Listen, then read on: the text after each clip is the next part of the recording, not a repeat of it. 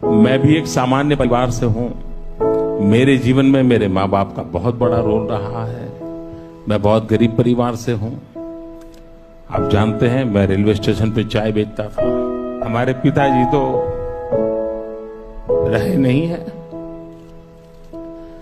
अब जब हम छोटे थे तो हमारा गुजारा करने के लिए वे अड़ोस पड़ोस के घरों में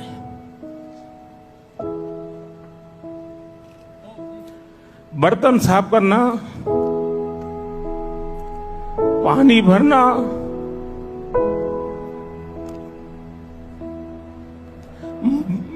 मजदूरी करना।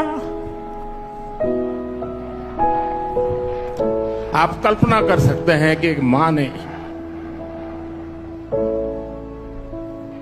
अपने बच्चों को बड़ा करने के लिए